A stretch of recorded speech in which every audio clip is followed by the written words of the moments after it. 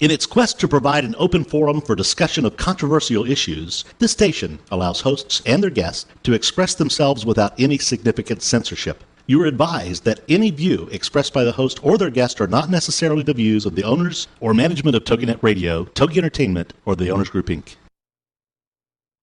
Motherhood Incorporated proudly presents Military Mom Talk Radio live on Toginet.com. Co-hosted by Robin Boyd and Sandra Beck, the owner of Motherhood Incorporated. Military Mom Talk Radio is here with a powerful platform for women to discuss their ideas, issues, and concerns with respect to the military lifestyle. Military Mom Talk Radio encourages you to share your experiences of being a military wife and mother. This show is dedicated to educating your family about the many resources that are available in both the public and private sector, and we'll be sharing helpful information from women all over the world. We'll cover everything military, from helping a family member cope with post-traumatic stress disorder, to navigating government programs dealing with family issues, to the struggles of deployment, along with being a working mother both in and out of the home. This is Military Mom Talk Radio, and here are your hosts, Sandra Beck and Robin Boyd. Hey, Military Moms, this is Sandra Beck, and I'm here with Robin Boyd today, and we have got a great show. Robin, I just love the topic today. I do, too. We have just so much to share, so much to talk about today. This is exciting. Just a busy time of year for everybody, isn't it? It is a busy time of year, and I think I'm most happy about this because, you know, the guest we have today is an expert in positive psychology, and the things that I'm seeing happening in the military with the treatment of PTSD are really going, in some respects, above and beyond the call of duty for what's been traditionally done in the past. You know, we've done traditional therapies, we've done chemical therapies in the treatment of PTSD, and what I'm learning now is that there are new opportunities opening up, and I'm hearing it from our service members and their families, you know, through operations like, well, Operation Gratitude and Higher Ground, and some people that are doing really outstanding work. But the area of positive psychology that's really coming to the forefront, which is something that hasn't really been used before with PTSD, especially, you know, with battle fatigue and combat stress, and what did they call it in the Vietnam War? Shell shock, or was that World War II? I think you're right. Yeah, I think you're right. It was, no matter which war you're talking about, it was an issue that everybody wanted to just not face, not admit that this, it was a weakness, which is not true. And I think that was the difficulty of overcoming the fact that these all of these people are experiencing something that has altered their lives, and to be able to move on, having had this experience, is something that you're always going to have this with you. It's not going to erase it out of your mind. You're going to still have it with you, but it's going to be a part of you. And how you move forward with something else a part of you is what just needs to be addressed and helped not only the individual but their families. So absolutely, you know, and I look at Rob. You know, I've talked to so many service members and their families. You know, coming back, and you know, everybody comes back from an experience like this different, and the families all experience it differently.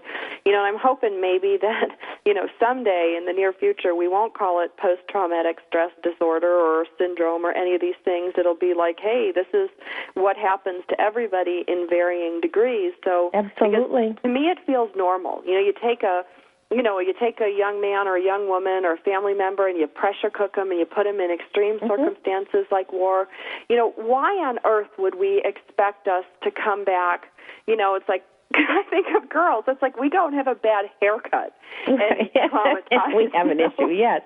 Well, I know policemen have these as well. We have a friend who is on a police force, and they do have sessions that they can attend in order to help them process things that they are seeing in their field. So it's definitely something that we all have now realized that there is something to work through, and we're doing it together, and we're giving our people the biggest support that we possibly can, and I think that's so important. I do, and I'm so proud of, people like Carolyn Vlasiak of Operation Gratitude and Lisa Cypers Kamen, who's our guest today, of Harvesting Happiness for Heroes, and, everybody that's lending a hand. I think of Fuzzy Manning. I think of just, all these different people coming forth with a new, just giving it their all with a new technique, so we keep refining. We keep, trying to do the best we can for our troops and our families.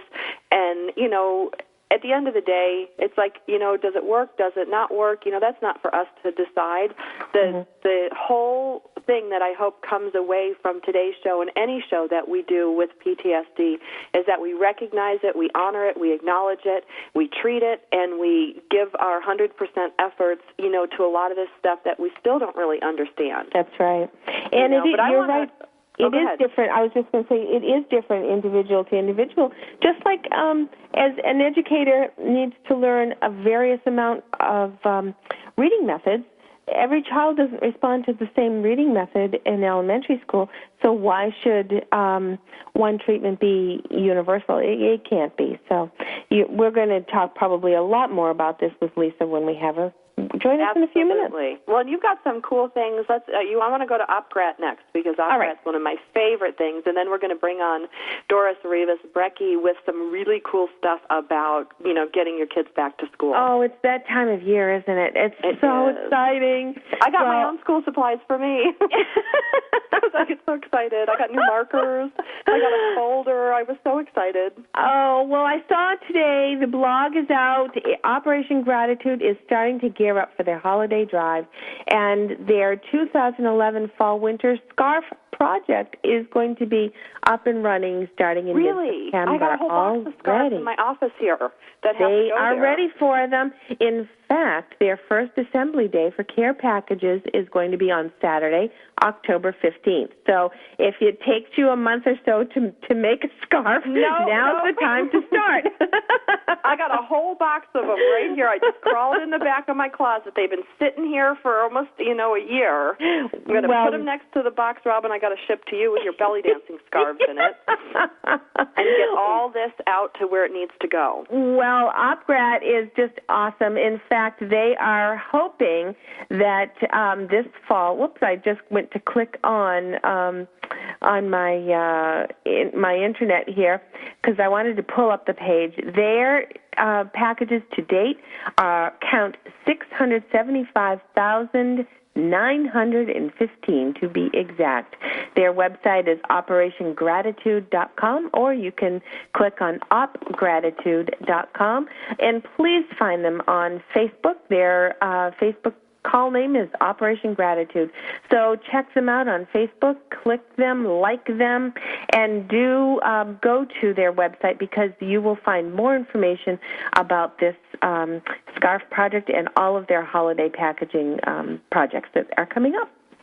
That is so great, Robin. That is so great. And you know what? I probably would have forgotten that box of scarves that was donated to Military Mom Talk Radio last year if you hadn't brought that up on the show. Well, I'll be bringing a little more about OpGrat as the weeks come, but I did want to, like I say, if anybody is doing any knitting or crocheting and they want to do this, now's the time to get, and they will take donations of yarn, too, by the way. They do have, in fact, the blog was darling. They were talking about these little gals, and I know we've got to say hi to Doris here, but they've got some little gals down in Florida who just knit away, but they haven't got enough money to buy yarn.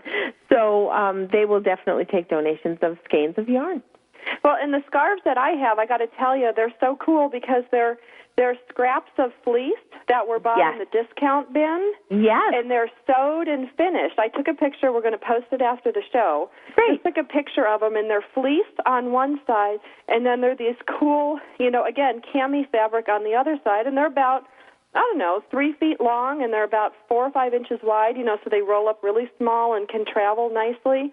But, so awesome. They're made from fabric scraps. That's exactly it, yeah. And they do know that even though we're sweating here, we know that the guys overseas are just going to need these very, very soon. So we're going to want to send those out. Where it's so cold on those mountainsides, and they're all up there freezing. Right. Let's say hi to Doris. What has she got for us today? Hi, thank you Sandra Hi, and Doris. Robin. How are Hi. you? Welcome. Hi. Doris, wonderful to have you again with us this week. Thank you. And so can I report my little I report want to here? hear what you have to report. For all of you military moms out there, here is some news. That's world news in 120 seconds, give or take. Ready, set, shot. Go. Go, baby, go. 77 million American children are heading back to school this week, and that means $68 billion will be spent on clothes, uniforms, supplies, and other important school items. This is the second biggest sale date of the year, second only... Wait. How much money? $68 billion, that's with a B, dollars. Wait, $68 billion is going to be spent this week on back-to-school clothes, school supplies, and crap. That's what I'm hearing? I am choking. Okay. Yes, ma'am. Second only to Christmas. Wow. Yep. And on top of this news, everything on your school buying list has gone up 10% plus across the board. But according to ABC World News, bargains can be found, but they are hard to find. So here are some tips to follow in these tough economic times. First, start shopping at dollar stores because you will find some of those items that you need at the dollar stores and not anywhere else, not even Walmart, for $1. Second, check your child's clothes that are in the closet and see if you can take out seams, hems, fix buttons, and maybe jazz them up a little bit, with imagination. Third, check out consignment stores. There you'll find big brand names for big percentages off. And fourth, most importantly, if there is anything on that list that is considered not essential item, wait to shop for a couple of weeks or a month because anything that doesn't sell the first sale week will be drastically reduced. Now, after I presented this story to Sandra and her hearing the amount of the American parents will be spending the $68 billion that I just talked about, Sandra asked me to look up some interesting numbers, such as the gross national product of third world countries. You know what, Doris? We're going to go to break, and when we come back from break, we're going to talk about this unbelievable amount of money spent on school supplies. We're going to bring on Lisa Cypers Kamen for her Harvesting Happiness for Heroes. So stay tuned. We're going to pick this up after the break. Got it.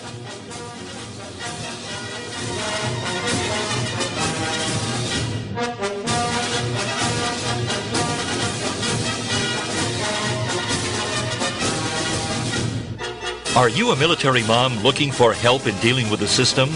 Keeping the home fires burning? Well, that's what we're here for. It's Military Mom Talk Radio with Sandra Beck and Robin Boyd. And we'll be right back after these. Believe in your fairy tale to make your zing come true.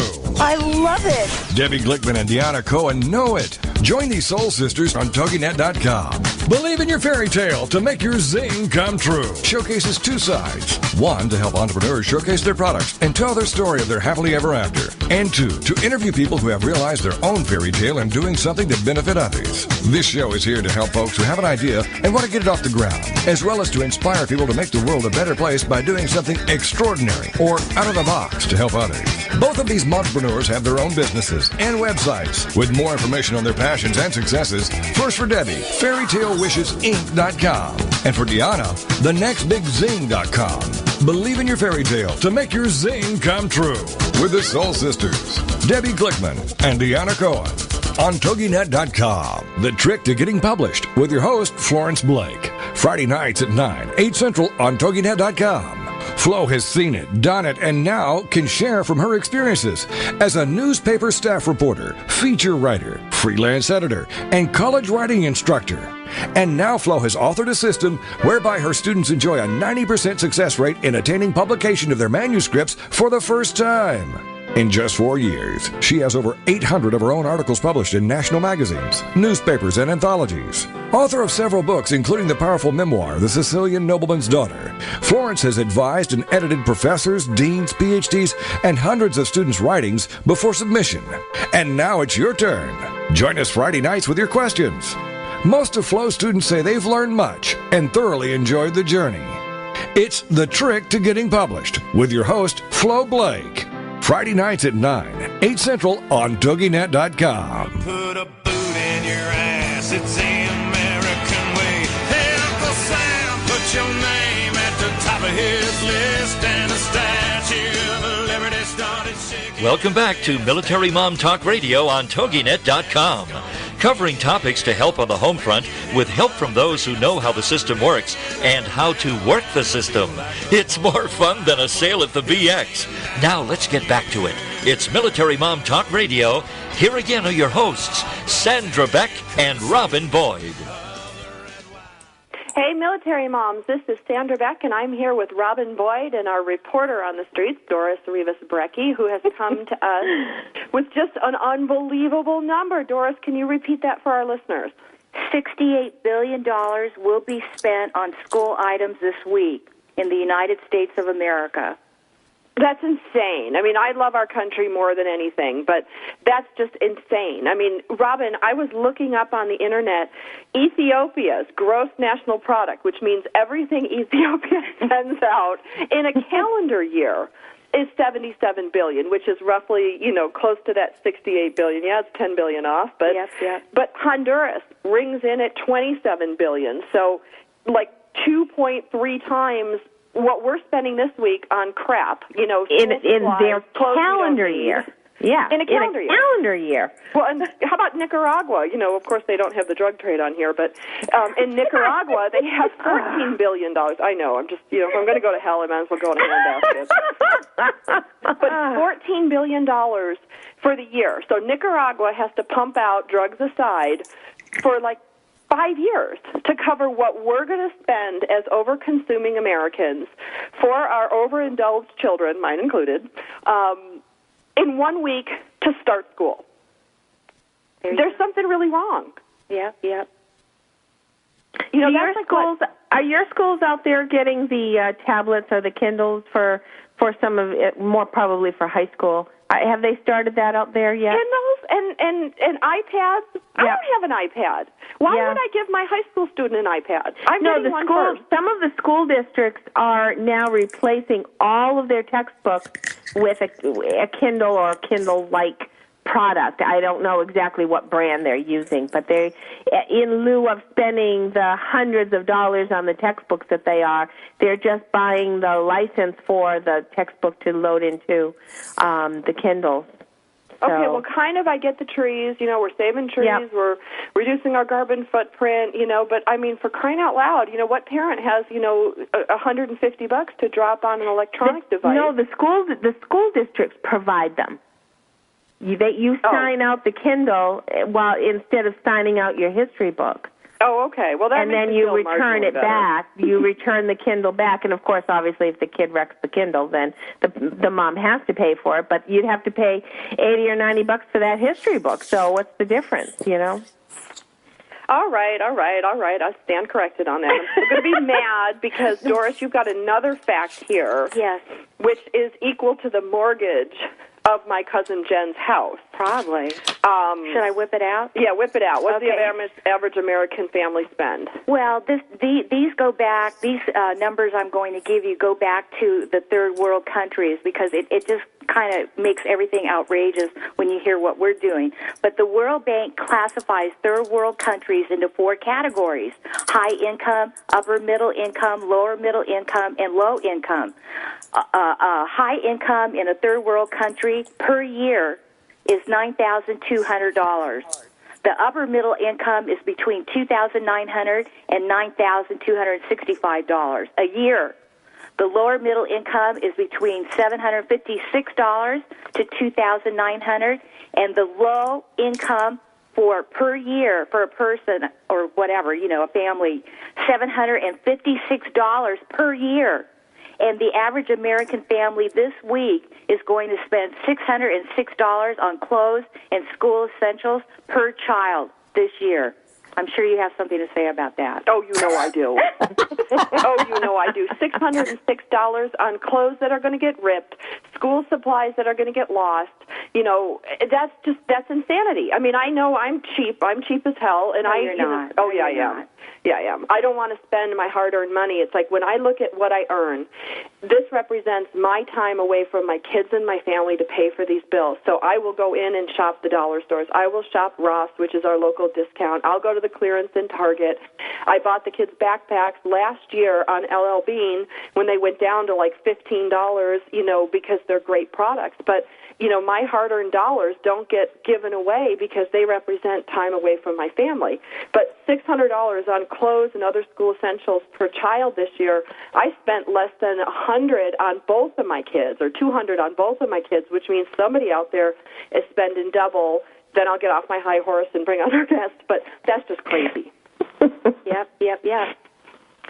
Oh, Robin, anything before we bring on our guest and become positive with positive? My kids are far older, and so I'm not in this shopping in this economy. I'm fortunate, but you know what, Lisa's kids are. Let's get Lisa in on the conversation. Lisa Cypers Kamen has two Tell children. me something positive, Lisa. Hi, ladies. How are your children, Lisa, faring with getting ready for school? Well, we have Get Your Stuff Day on Wednesday, right after, actually, while I'm doing the radio show, and I have a friend that's taking them over there to get them started. And I was debating, do I give them cash, do I give them a credit card, or do I do nothing and let them have a dry shop at school? Wow. Where they go and they look at the stuff, but they don't get to buy it. So my kids are faring fine. But we haven't started yet with the whole shopping spree for school. That's coming this weekend. It is hard to know what kids really, truly need. Obviously, children grow, and they can't be going to school with capri-like pants in November. Well, I suppose they could if they had to, but... Well, in California, you can. Yeah, that's true. In California, you can, but if we have a snowstorm in October, which we do out here, kids do need to have some warmer clothes. So the shoes, they do outgrow the shoes. They do outgrow the pants, and sometimes girls do change over the summer, just like boys can kind of change over the summer. So sometimes those changes have to be dealt with. Sometimes you have to, but on the other hand, it's really hard to know what they really do need versus what they're trying to keep up with the style set. True. Well, and I try to be sensitive, as I go through my rants with this stuff. But when I was little, I remember I had to use these stupid Nesbitt notebooks because we had nothing growing up. My family was not with means, and my mom sewed some of our clothes, our dresses, and my dad would bring home these notebooks that were given by like given away at conferences, given away things, and he would bring those home, and those would be the notebooks we use. And, when I formed my company, Motherhood, the first thing I did was go out and buy these rockin' cool pink notebooks, with the insert cover and, all these great, for me, there were school supplies for my business. But I had so much fun doing that, so I can't begrudge the kids wanting to do it. And I still have the scars from, the Nesbitt white notebooks. I try to sticker the spine so you wouldn't see the company name on it. So I realized that I have some scars carrying forward with that. But, part of the fun of going back to school is getting school supplies, so who am I to judge? Well, that makes the kids happy, and that's what we want to talk about right now. We want to make everyone feel happy. Lisa, you do every week have such a wonderful show. You have had so many people on that are just so inspirational, but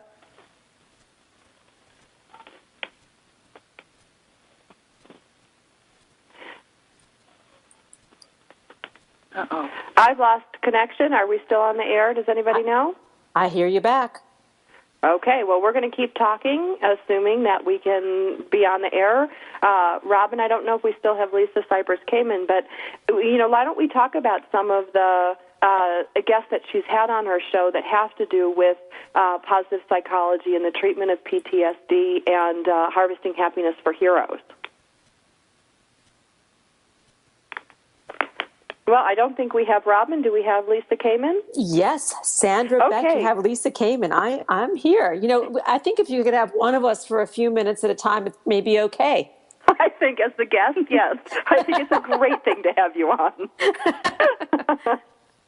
So, Lisa, why don't you let's talk about Harvesting Happiness for Heroes first, because I don't know if our listeners, we've had you on, I think, a year ago, and Harvesting Happiness for Heroes was just starting, so why don't you bring it up to date?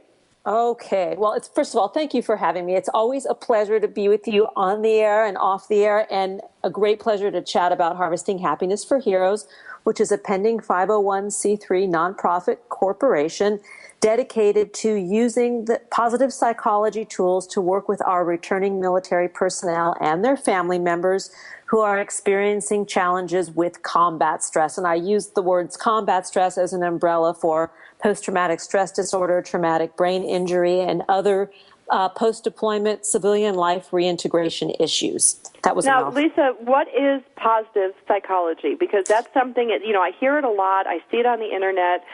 What does that even mean? Well, many of us, when we think of psychology, we think of analysis, especially if we haven't really gone to counseling or had experience with a therapist or counselor. We think about why I do what I do and how does it tie back to my past and how can I fix it. And this is perfectly normal. Most people think of psychology in this way, but positive psychology does it a little bit differently. It doesn't negate all of the masters and all of the experts in the field of psychology, but what it adds into the mix is, instead of focusing on what's wrong with life, on all the time and energy we put into anticipating what we believe could go wrong, and I often say irrationally believe that could go wrong, to what is right with life, and how can I use the good things in life to help move me to where I want to be when an issue arises. So in a family, that's having reintegration issues, somebody goes on deployment, comes back, or they come back with PTSD or maybe some sort of injury like a TBI or things like that. What does that mean to the service member's family, this, positive psychology? Like, how would they frame it in their own mind to ask for help or to seek information? Well, in a more conventional therapeutic setting, the soldier would go and seek help from a clinician at the VA or their doctor. They'd be often given medication, which there's certainly nothing wrong with medication. And in most instances where people are really seeking help, they may medically warrant it. But what happens when the service... You know what, Lisa, I hate to cut you off. I'm sorry, I didn't catch the time. We're going to pick this up after the break. Lisa's going to talk about what you guys need to know about positive psychology in reintegration issues and the treatment of PTSD.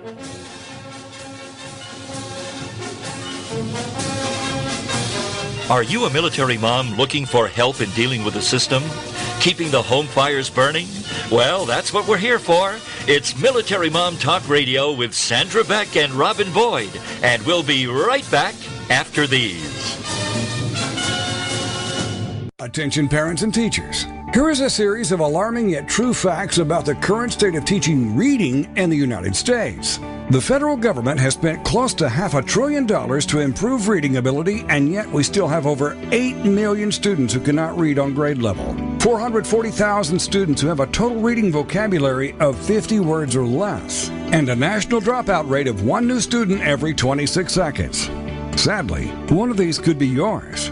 Fortunately, it's not too late to help. Introducing The Reading Show with Dr. Joe, a fast-paced, highly informative, easy-to-listen-to show led by nationally recognized reading authority, Dr. Joe Lakovich. For more on Joe on the show, check out his website, failurefreeonline.com. Listen in this week to learn amazingly simple ways to turn this problem around.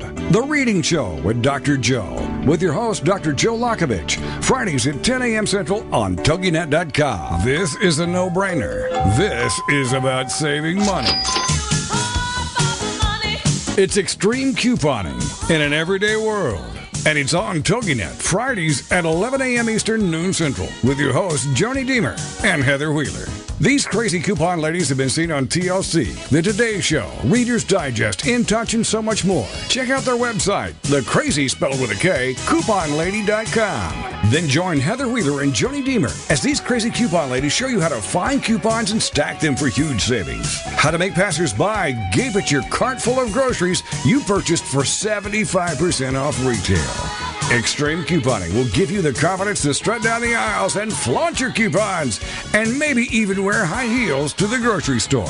It's extreme couponing in an everyday world with your hosts Joni Deemer and Heather Wheeler. Every Friday at 11 a.m. Eastern and 12 noon Central on Toginet.com. There ain't no doubt I love this land. God bless the USA.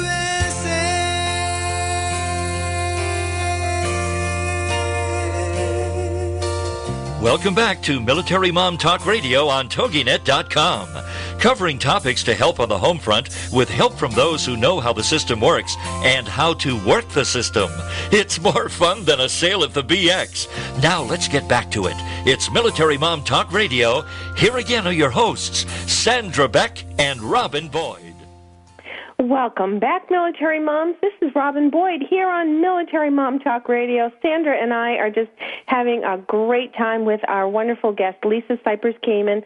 Her show is here on Toginet. You'll find her at 9 a.m. On Wednesdays on the Pacific Coast, or noontime if you're out here with me on the East Coast.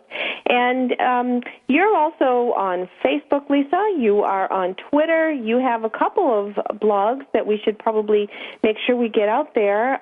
We want people to find the number 4 and spell out heroes.org. And we also have harvestinghappinesstalkradio.com, among others. Right, Lisa?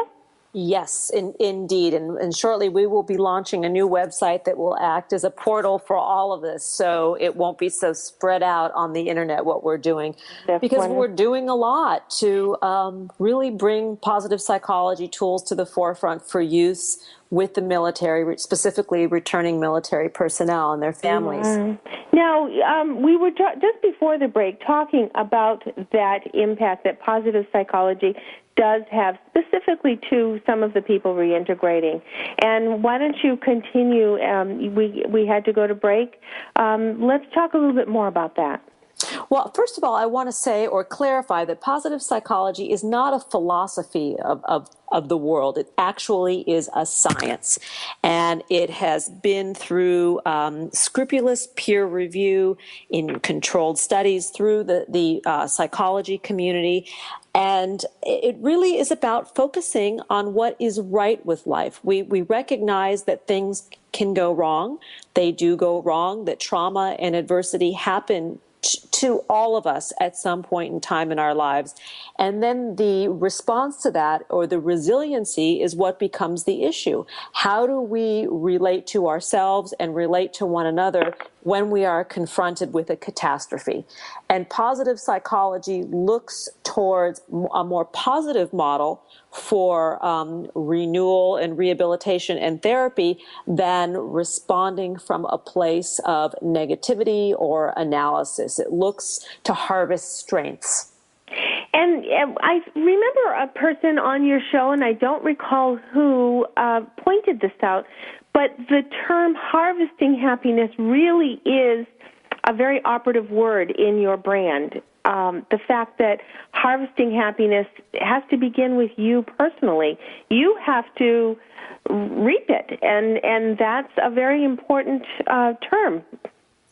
I believe so, and I also believe, the moniker or the name harvesting happiness also provokes people. I work with a lot of soldiers, and a lot of them have many, many issues, and they love, sort of getting my goat or taunting me to talk about happiness, or what I call the happyology, that we think of the yellow smiley face.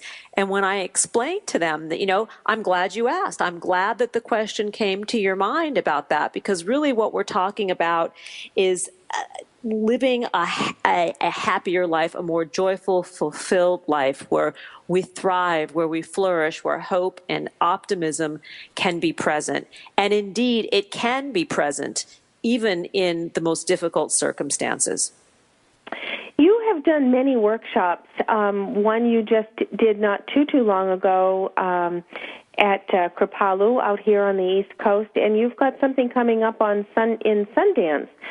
What are some of the processes that you might begin? You have got some people who have some very challenging things that they need to process.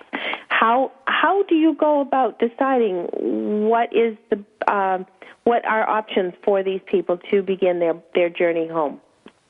And I'm saying that journey metaphorically. Yes, I understand. First of all, I tell people, or I often acknowledge people who are going through difficulties with combat stress, that their emotions, the rage, in many cases, the addiction, the suicidal and homicidal thoughts that can come about from combat stress, and the anxiety and the agitation and forgetfulness and other issues that often are mirrored in traumatic brain injury situations, that these are normal, that these things happen. We go through trauma. We have a set of circumstances that present themselves, and that they're normal. The responses that they're having actually make them human and very courageous. Yes. Yes. So it's working from the reverse. Instead of saying that what they're experiencing is bad, it's saying what they're experiencing is normal, and congratulations, you're normal. And now what? How do you want to live your life? Most people want to live it joyfully. If you ask anybody, even the most curmudgeon-y person, they will say that they just want to be happy. They may not be able to get there on their own because they lack the tools, they lack the training, but most people walking this earth have a primal urge to live joyfully. And I think, isn't it true so many times the stereotypical soldier is going to do it on his own, and it's very difficult for them to assume that assistance to get through this next phase of their lives, and that must be difficult to get through that shell, that sort of shell that they must put up. Well, they think, here I am, and in most cases they're men, but women are also, equally as susceptible and even more so to combat stress. But the men will say, I can control my body. Why can't I control my mind? Why can't I control my thoughts? Why can't I control my depression? And the reality of it is none of us operate as an island. We need to reach out for help. There are tools available, and most of the time we will find our way home from this kind of experience if we get good services, and we can overcome the stigma that we often impose on ourselves, that reaching out for help somehow makes us weak. Well, we need help changing a tire. We can't just lift the side of the car and change a tire. We need a jack to do it. So I suppose, why can't we reach out for that jack to support us while we're working on personal issues as well? Indeed. And this is where I think positive psychology is very helpful. It does not take the place of medication where medication is warranted. It does not take the place of addiction rehabilitation where that is warranted.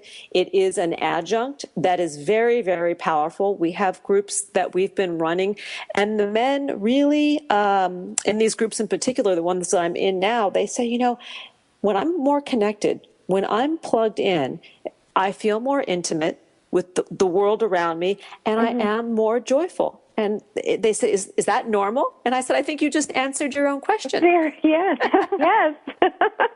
And that must be such a revelation, in that they are saying, oh, it's that simple. It's really okay to do this. And then I think that's where the new life begins. And how, I do want to ask, how do you integrate family members into this process? Because obviously their family must be necessary to be in this evolution. This is a great question. And oftentimes the family members, I do work with family members, and I did a very mini workshop, small workshop for the Wounded Warrior Project for the caregivers. They had their spouses come for a retreat weekend a few months ago.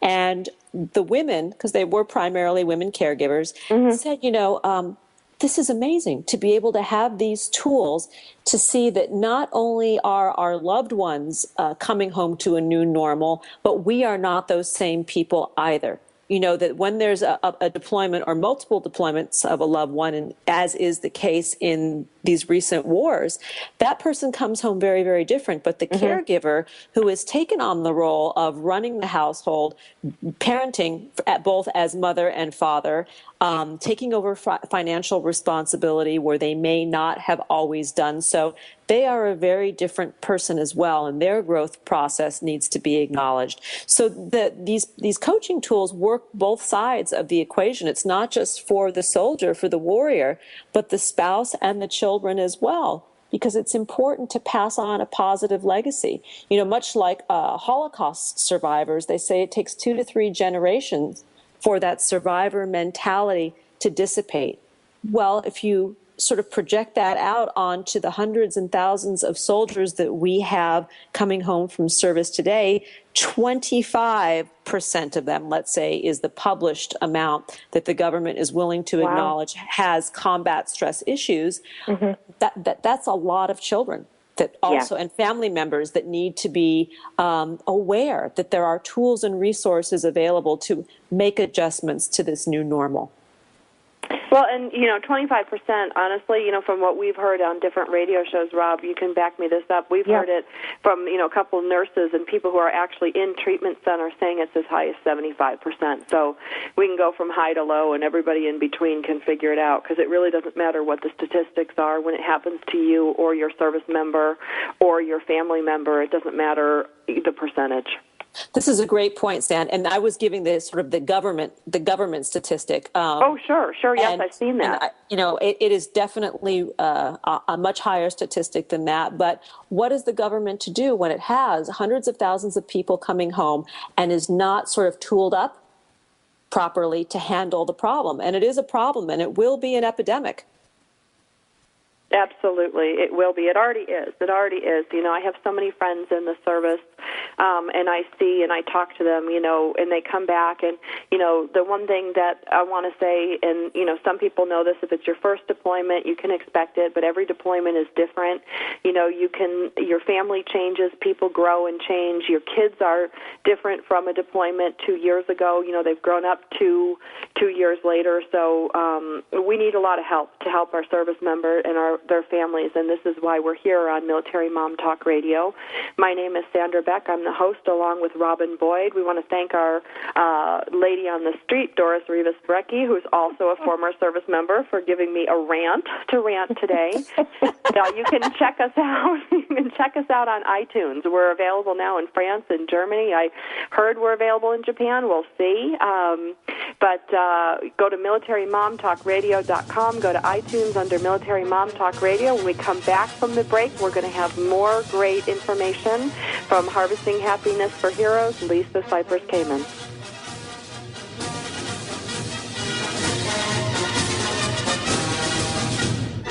Are you a military mom looking for help in dealing with the system? Keeping the home fires burning? Well, that's what we're here for. It's Military Mom Talk Radio with Sandra Beck and Robin Boyd. And we'll be right back after these. Ready for the most current feel-good gossip? Then check out Daytime with Donna with your host, Donna Introcaso, and sidekick Nina Fry. Every Friday afternoon at 2, 1 Central on Toginet.com. You're simply the best.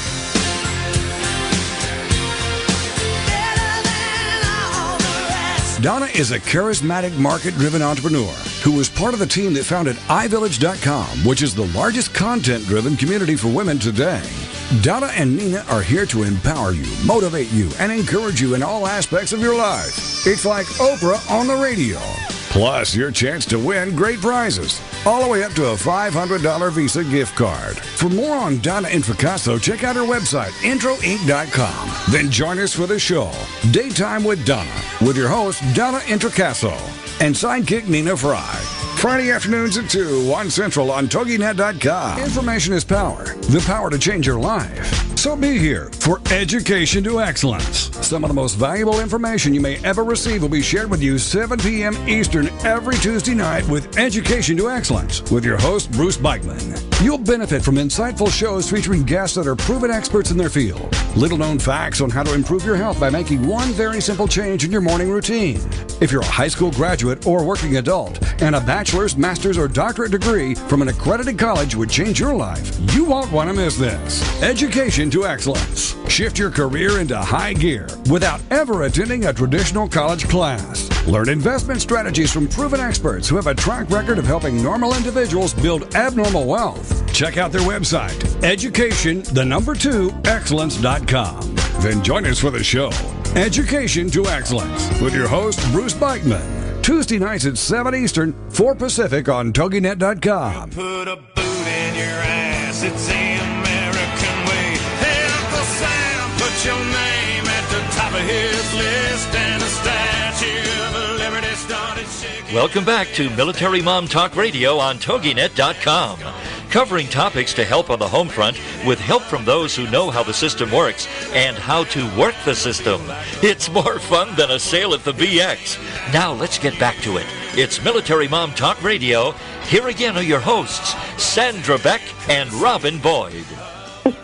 Hey everyone, it's Robin Boyd here on Military Mom Talk Radio with Sandra Beck, and today's guest is Lisa Cypers Kamen. She is the host of Harvesting Happiness Talk Radio here on Toginet, and I got to tell you, Lisa, your songs are just as fun, and I feel like sometimes I'm on hold, and you start singing along, and the person comes back from hold, and there you are singing along. I do that. You've got fun music on your show, too, and it's just really great. I wanted to mention you have something coming up in Utah. It's October, isn't it?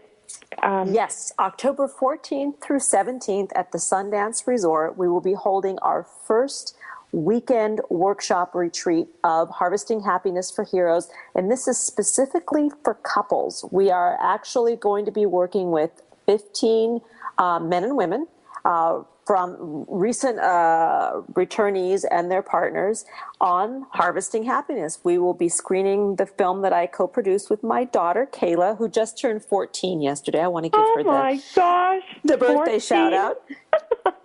And we use this documentary film about human happiness and human flourishing as a passive tool to engage people, to get people to ask the questions of themselves. What is it that gives me joy? What is it that makes my heart sing?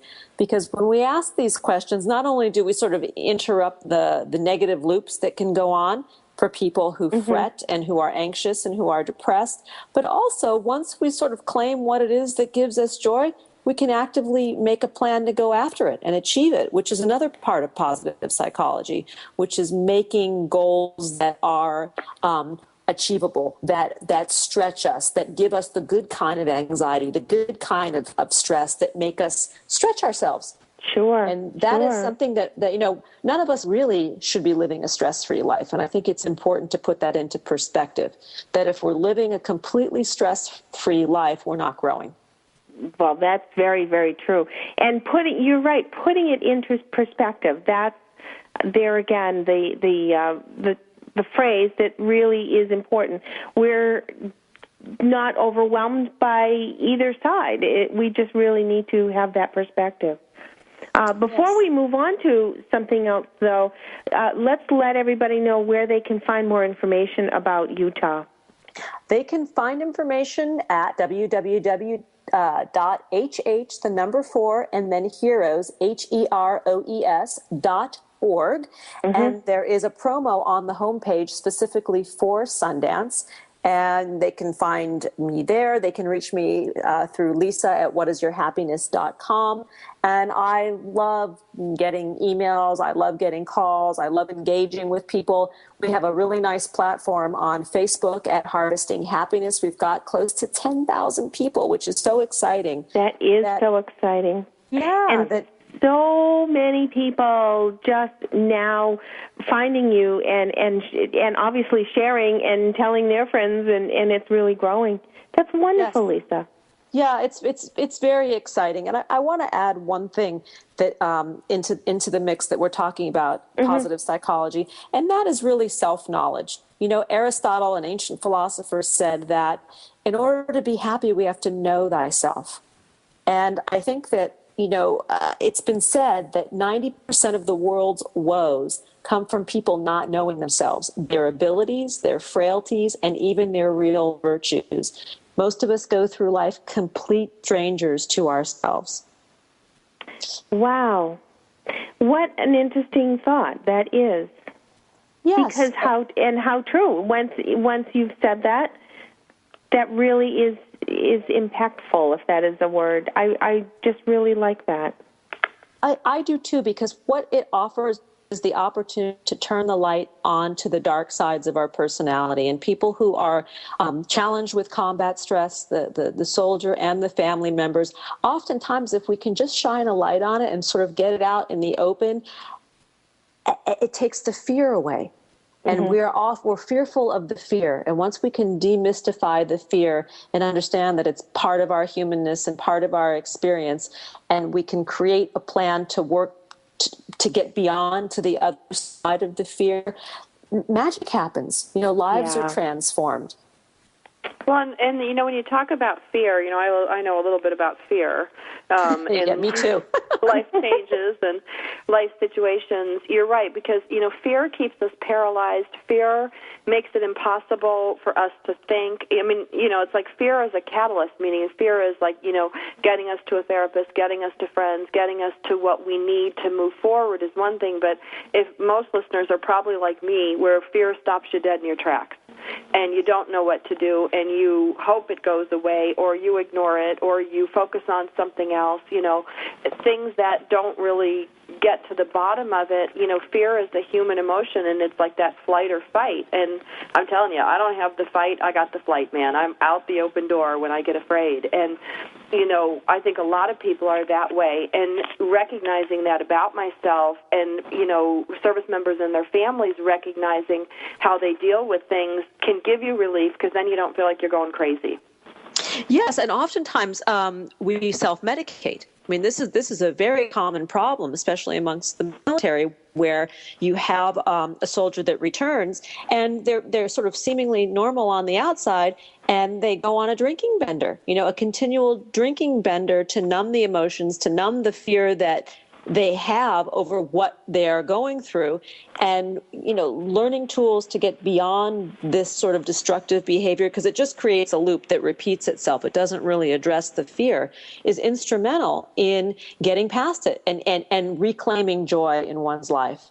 Well, and on the flip side, Lisa, what I've seen with my friends whose husbands, or actually I have a girlfriend a guy friend whose girlfriend suffers from PTSD, it trickles down to the family. It's like, PTSD doesn't exist in a vacuum. And so, you have the service member coming home, doing their dance and dealing it within their way, but then there's that kind of equal and opposite reaction. And I see with my girlfriends, some of them, they become hyper focused on their kids, hyper focused on their families.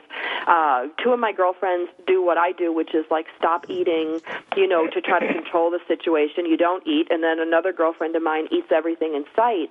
We cope, because the whole family shifts when the service member comes home, and this is beyond reintegration, coming back from deployment issues. Yes. Lisa has, I'm sure, what would be some points that we could consider a starting point, some tips or some tools that would be a starting point to process? Well, I would say probably one of the number one tools, and it's been said over and over and over again, not just by me, but by everybody who is working with these tools and who has common sense, that expressing gratitude is a huge and simple intervention that anybody can make at any time. And I do use it very successfully with the men and women that I'm working with. In fact, they now have journals that I ask them to track 3 times a day, or 3 expressions of gratitude a day of what they're grateful for. And it can be something really simple, like that icy cold soda that I was able to get at the 7-Eleven for 89 cents, how good that tasted.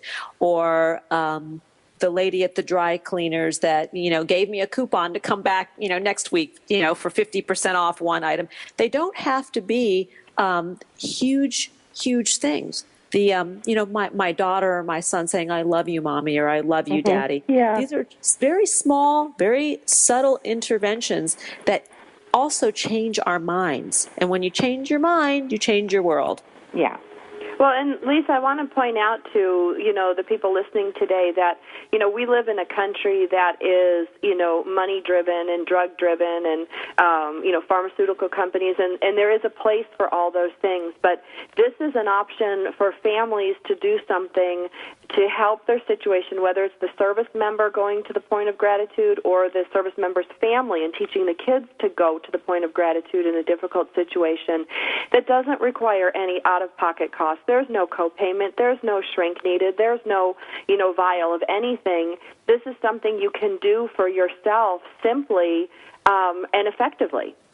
Indeed, and it does not replace a clinical treatment. And I really want to be very, very specific, because there are many people out there that are need intervention on a clinical level, and this is not a psychiatric intervention. This is an emotional intervention with coaching tools that anybody can use at any time. It's not just relegated to trauma and adversity. It's really, it's everyday life. It's everyday life on steroids, because if it can work really well in adverse circumstances, think about how we could integrate it into our daily lives and just be happier. Well, and and the thing is, it's like any port in a storm at this point. All these different tools, whether it's guided meditation, whether it's yoga, whether it's traditional talk therapy, or physical therapy, or all the different therapies, drug therapy, chemical therapy, all these different tools that were available, that are becoming available to our service members and their families. You kind of got to try them all and figure out what works. Yes, and it may be, no pun intended, but a cocktail. It may be a blend or a hybrid of many different things. In my workshops, we use yoga, we use vision boarding, we use many, many tools that are seemingly unconventional, but people are responding to, because in some cases they're desperate. What they've been doing has not worked. So why not try something that's kind, legal, and low cost, Free even. That's the best part of it. Free, exactly. Lisa, this has been an amazingly fast hour. It always is with you. You're such a joy. We love having you, and I hope that you'll keep us in tune with all that's happening at Harvesting Happiness for Heroes. Please check out the website, HH4, to find out more about Lisa and Lisa's projects and the workshop that's coming up at Sundance, Utah in October. You'll definitely want more information about that. And next week we want everybody to join us, because we have Debbie Nichols, who wrote Deployed Grandparents Being Parents. And I can't wait for that. I have some family that has had similar issues, so we'll want to be sure to tune in next week to Military Mom Talk Radio. For Sandra Beck, this is Robin Boyd. And for Doris Rivas-Brecky, we'll be back next week. Thanks, everyone.